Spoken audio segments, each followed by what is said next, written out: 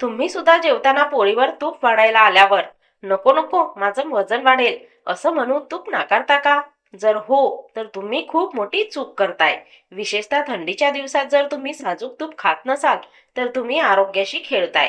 मंडळी, ज्याला आपण फॅट समजून घाबरतो ते खरं तर आपल्या शरीराचा इंजिन ऑइल आहे. थंडीत त्वचा फाटणे, केस गळणे, गुडघे दुखणे या सर्व समस्यांवर एकच रामबाण उपाय, साजूक तूप. पण तूप कधी आणि कसं खावं हे व्हिडिओच्या शेवटी सांगितलं आहे, त्यामुळे शेवटपर्यंत नक्की पहा. तुपाचे 5 फायदे. फायदा क्रमांक 1, नैसर्गिक हीटर. हिवाळ्यात आपल्याला थंडी का वाजते? कारण शरीराचे तापमान कमी होते. आयुर्वेदानुसार साजूक तूप हे उष्ण असते. रोज सकाळी 1 चमचा तूप खाल्ल्याने दिवसभर थंडी वाजत नाही आणि एनर्जी टिकून राहते. फायदा क्रमांक 2, गुडघ्यांसाठी ऑइलिंग.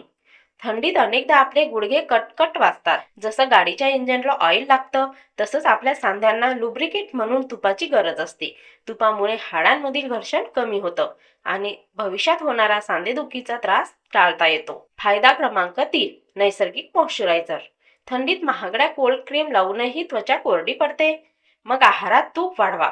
तूप त्वचेला आतून शोषण देतं. ज्यांना हिवाळ्यात ओठ फाटतात त्यांनी बेंबीमध्ये रात्री झोपताना 2 थेंब तूप सोडा. सकाळी चेहरा आरशासारखा चमकेल. फायदा क्रमांक 4, पचन सुधारते.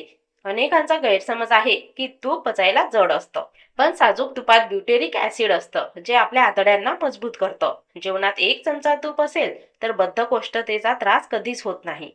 5वा फायदा, सर्दी खोकल्यावर उपाय. रात्री झोपताना कोमट साजूक तुपाचे 2 थेंब नाकात टाका. याला आयुर्वेदात नस्य म्हणतात. यामुळे नाक बंद तर उघडतंच, पण मायग्रेन आणि डोकेदुखीचा त्रासही गायब होतो. योग्य पद्धत. आता सर्वात महत्त्वाची गोष्ट, वजन न वाढवता तूप कसं खायचं?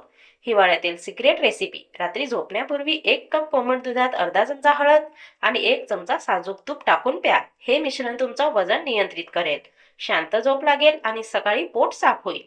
तर मंडळी, तूप खाल्ले की रूप येते ही म्हण काही खोटी नाही. थंडीमध्ये नक्की टाळा या 10 सवयी. जाणून घेण्यासाठी हा व्हिडिओ नक्की बघा. मंडळी, अशाच महत्त्वपूर्ण माहितीसाठी आपल्या लोकप्रिय सोप्पे जीवन चॅनलला सबस्क्राईब करा.